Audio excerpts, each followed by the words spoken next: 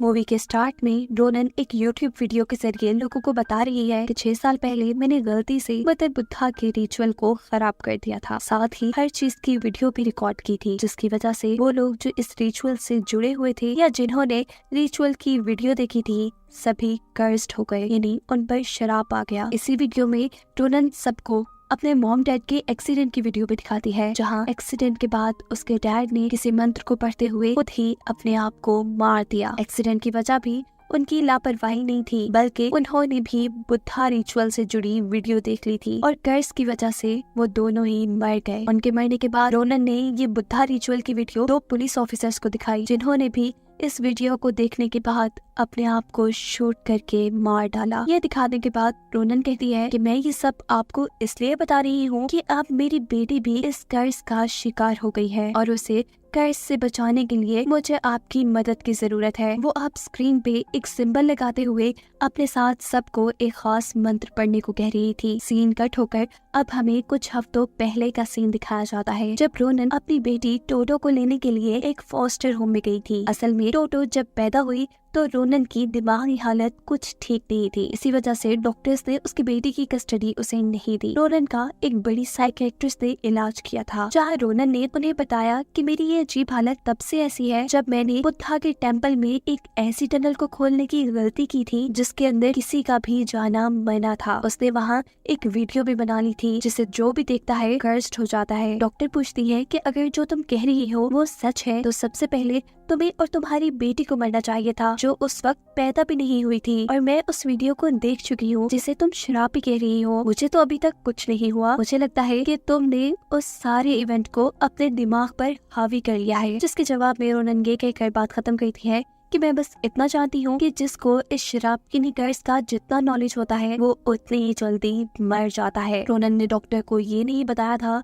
कि आखिर वो इस शराब से कैसे बची। खैर, अब प्रेजेंट में रोनन अपनी बेटी को अपने घर ले आई है। जब वो अपनी बेटी को उसका असल नाम लिखना सिखा रही थी, तभी अचानक उसके घर की खिड़की टूट जाती है। रोनन जब चेक करने के लिए गई तो पीछे से उसकी बेटी की हालत बिगड़ गई। उसकी आंखों में खून उतरने लगा था और साथ ही वो घबराते हुए छत की तरफ भी देख रही थी। कुछ देर बाद रोनन उसे सुला देती है, जिसके बाद घर में अजीब चीजें होना शुरू हो जाती हैं, जैसे लाइट्स का चले जाना और उसी वक्त पर लिफ्ट में से किसी की रोने की आवाजें आना। आवाज को चेक करने के लिए रोनन टोटो को उसके बिस्तर पर छोड़कर बाहर चली जाती है और पीछे से टोटो अपने बिस्तर से गायब थी। दिखाया जाता है कि टोटो अब ऐसी हालत में है जैसे किसी ने उसको अपने काबू में कर लिया हो और वो जोर जोर से अपना नाम चिल्ला रही थी। साथ ही उसके खिलौने भी जुड़कर उस सिंबल की शक्ल में आ गए थे, जिसे रोनन ने पहले सीन में अपनी वीडियो में भी दिखाया था। अगले दिन रोनन जब ऑफिस जाती है तो अचानक उसके सामान में बहुत सारे कीड़े आ जाते हैं। ये सब उसके कलीग देखकर घबरा गए थे और इस वजह से रोनन को जॉब से निकाल दिया जाता है। इसी टाइम पर उसे टोटो के स्कूल से कॉल आती है, जिसने एक बच्चे को काटकर उसके पाँव में जख्म कर दिया था। स्कूल वालों से माफी मांगते हुए रोनन टोटो को घर ले आती है और नोटिस करती है कि टोटो छत पर किसी चीज को देख देख कर डर रही है। वो टोटो को रिलैक्स करने के लिए ऐसा ड्रामा करती है कि जैसे उसने उस मॉन्स्टर को मार दिया है जो टोटो को डराता था। पर इस टाइम सच में हमें रोनन के घर किसी साय को दिखाया जाता है। कुछ दिन गुजरने के बाद टोटो की टीचर भी रोनन से शिकायत करते हैं कि उसका स्कूल में बिल्कुल ध्यान नहीं है, वो बस छत की तरफ देखती रहती है। ये जानने के लिए कि उसकी बेटी को अकेले में क्या नजर आता है, रोनन ने उसके टॉयज में कैमरा फिट कर दिए थे, जिनके अंदर रिकॉर्ड हुआ था एक भूतिया हाथ जो टोटो की तरफ बढ़ रहा था और इसी को देख देख कर वो हमेशा डरा करती थी। अगले दिन हम देखते हैं कि टोटो को छत से कोई आवाज आ रही है जो उसे अपनी तरफ बुला रही थी। इस आवाज ने टोटो को जैसे अपने काबू में कर लिया था, क्योंकि अब वो आवाज की कही सब बातें मानने लगी थी। जहाँ आवाज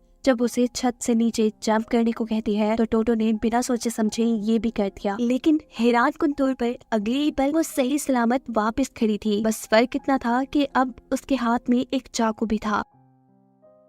टोटो इस चाकू के जरिए छत पर बनी एक कमरे का दरवाजा खोलती है, जो कमरा देखने में ही काफी खौफनाक लग रहा है। यहाँ काफी मूर्तियाँ रखी थी और रेड लाइट जल रही थी। टोटो को यहाँ एक कैमरा मिलता है। जब रोनन उसे ढूंढते हुए इस कमरे तक आई तो उस टाइम टोटो कैमरा में एक वीडियो को देखते हुए वही मंत्र पढ़ रही थी जिसे मूवी के स्टार्ट में रोनन ने अपने व्यूअर्स को पढ़ने के लिए कहा था। ऐसा करते देखकर रोनन टोटो को डांटती है। अब टोटो की हालत भी काफी खराब हो चुकी थी। रोनन उसे लेकर इमरजेंसी में हॉस्पिटल आती है और डॉक्टर टोटो को चेक करने के बाद बताती है कि किसी बड़े सदमे की वजह से टोटो पैरालाइज हो गई है और अब वो जिंदगी भर चल नहीं पाएगी। ये जानने के लिए कि आखिर रोनन और टोटो के साथ ये सब क्या हो रहा है, कहानी शिफ्ट होती है 6 साल पहले, जब रोनन अपने 2 दोस्तों के साथ भूत प्रेत की सच्चाइयों से रिलेटेड एक चैनल चलाती थी और आज वो एक ऐसी टनल को खोलकर उसकी हकीकत सबके सामने लाने वाली है जिसे खोलना किसी भी इंसान के लिए मना है। और ये वही टनल है जहाँ से रोनन के कर्ज की शुरुआत हुई थी। ये गांव रोनन के दोस्तों का था जहाँ ये लोग कई साल बाद किसी फैमिली रिचुअल के लिए आए थे। ये लोग अंदर जाते हैं और इनसे पर्चियों पर इनके नाम लिखवाए जाते हैं। गाँव वाले लोगों के मुताबिक अब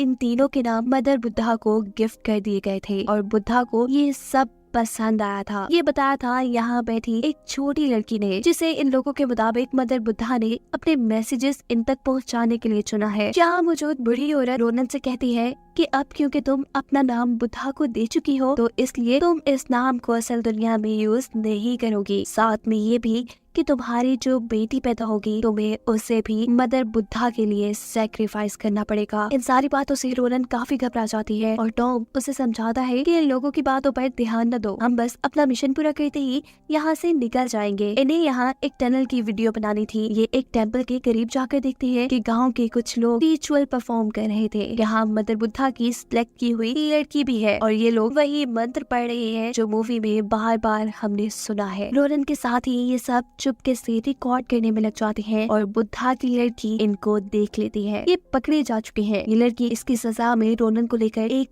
अजीब से रूम में आती है जहाँ मदर बुद्धा की एक तस्वीर लगी थी जिसमें उनके एक हाथ में किसी का कटा सर और दूसरे हाथ में एक खून का प्याला था। रोनन को यहाँ ऐसा महसूस हो रहा था जैसे वहाँ रखी सभी मूर्तियाँ उसको देख रही है। तभी वो छोटी बच्ची मेंढक से भरा एक डब्बा उसे लाकर देती है और कहती है कि इन मेंढकों को अपने कान खिला दो। अब उसने ये भी नोटिस किया था कि इस बच्ची का भी एक कान नहीं है और बच्ची इस बारे में बताती है कि बचपन में इस गाँव में सुकून लाने के लिए मदर बुद्धा की ब्लेसिंग लेने के लिए मेरे एक कान को मदर बुद्धा की भीड़ चढ़ा दिया गया। मदर बुद्धा को खुश करने के लिए तुम भी ऐसा ही करो। इन्हीं बातों के दौरान अचानक इस कमरे में रखी सभी मूर्तियों का मुंह मुड़कर रोनन की तरफ आ जाता है और ये बच्ची सब नॉर्मल करने के लिए रोनन को छुपा लेती है। जहाँ अब रोनन के साथियों को भी गांव वालों ने कोई भी ऐसी हरकत ना करने के लिए वार्न कर दिया था, ये कहते हुए कि इसका नतीजा बहुत गलत हो सकता है। लेकिन इन पर तो गांव वालों की किसी बात का कोई असर ही नहीं था और आधी रात होने पर ये लोग अब गांव की मशहूर टनल की सच्चाई जानने के लिए उसके टेम्पल के पास पहुंच चुके थे, जहाँ वही छोटी बच्ची शदीद सर्दी में इन्हें लेटी हुई दिखाई देती है। उसके चेहरे पर काफी सिंबल्स भी बने हुए थे। ये लोग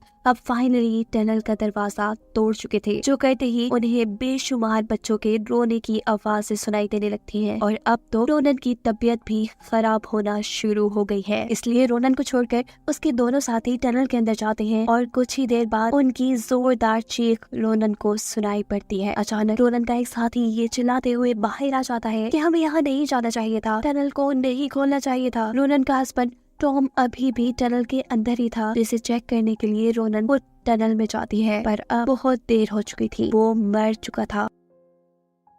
अंदर टनल में जो कुछ हुआ था वो रोनन के साथियों के कैमरा में रिकॉर्ड हो चुका था, जिसे मदर बुद्धा की सिलेक्ट की हुई बच्ची रोनन से लेकर तोड़ने की कोशिश करती है, पर रोनन इस कैमरा को बचा लेती है। टनल के बाहर इसी श्राप की वजह से गांव के सभी लोग पागल हो होकर मरते जा रहे थे, जिनकी बॉडी के ऊपर अब अजीब सिंबल भी बने हुए थे। यहाँ रोनन का वो साथी जो टनल से निकला था वो अपने आप को ही मार चुका था और बस एक रोनन ही जिंदा बची थी, जो किसी तरह अपने आप को बचाकर इस गांव से निकाल लेती है। सीन दोबारा उस टाइम में शिफ्ट होते हैं जब रोनन की बेटी बीमार है। रोनन जानती है कि उसने वही कर्स वाली वीडियो कैमरा में देख ली है और अब वो मदर बुद्धा के कर्स में आ गई है। उसकी हालत ज्यादा खराब होने की वजह से रोनन से दोबारा उसकी कस्टडी ले ली गई थी, पर उसका इलाज क्योंकि सिर्फ रोनन ही जानती थी, इसीलिए वो अपनी बेटी को हॉस्पिटल से किडनैप करके एक मदर बुद्धा के टेम्पल में आती है ताकि टोटो पे लगे कर्स को तोड़ा जा सके। यहाँ के लोग उनसे कहते हैं कि हम ये काम कर तो देंगे, पर हमारे रिचुअल के दौरान कोई भी 7 दिन तक